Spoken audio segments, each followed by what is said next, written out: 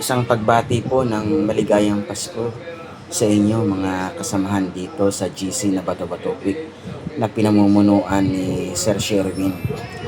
Alam ko po na hindi tayo pare-pareho ng sitwasyon o kondisyon sa buhay, subalit ang talaga naman pong diwa ng Pasko ayon sa kasulatan o sa banal na Biblia ay ang pagkakaroon ng kapayapaan sa ating mga buhay, sa ating puso at ang pagmamahalan sa isa't isa. Di po ba sa misa inaawit yung glory to God in the highest and peace to all people on earth? Yan po ang tunay na diwa ng Pasko sapagkat ibinigay sa atin ng Ama ang kanyang anak para tubusin tayo sa ating mga kasalanan. Lahat po tayo ay makasalanan. So kahit na po hindi ganon kagarbo ang ating Pasko, walang masyadong maraming material na bagay, okay lang po yan.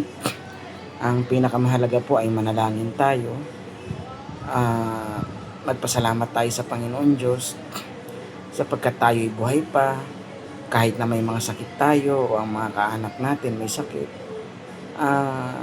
Yun lamang po, kasi ang Pasko ay tutusin, ang diwa ng Pasko hindi nga lang dapat isang araw dapat gadyan araw-araw, pero kasi naging commercialized na ang pagdiriwang ng Pasko.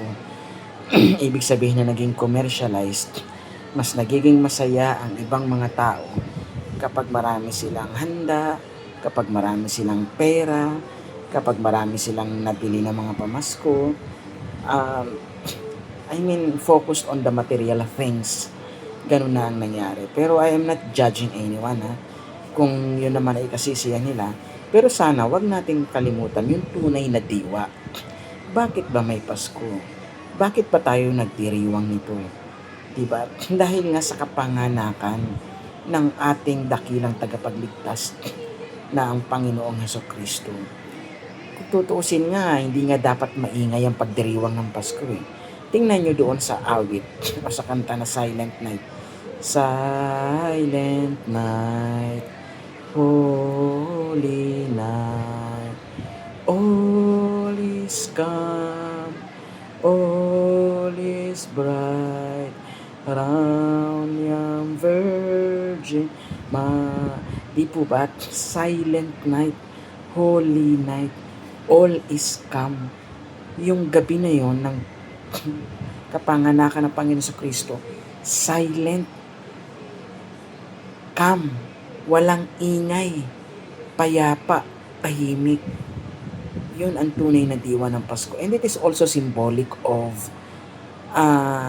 yung condition na ipinanganak ang ating Panginoong Jesucristo. At ano po yun? Hindi naman siya ipinanganak doon sa mamahaling hotel. Wala nga nagpatuloy kina Jose at Maria. Kaya nga nanganak ang Panginoong Jesucristo doon sa sapsapan, sa manger, doon kung saan nandoon ang mga hayop. Ganun kadukha, kasimple ang pagkakapanganak sa Panginoong Jesucristo. Hindi doon sa mga mamahaling bahay panuluyan. Sana yan ang tumimo sa ating puso at sa ating isip. Ang tunay na diwa ng Pasko. Sana yan din ang maibigay natin na mensahe sa ating mga anak. Okay lang kung walang mamahaling laruan. Kahit simple lang yung laruan. Basta ang mahalaga, nakapanalangin sa Panginoon Diyos at saka nakapagpasalamat. Yun lamang po mga kasama.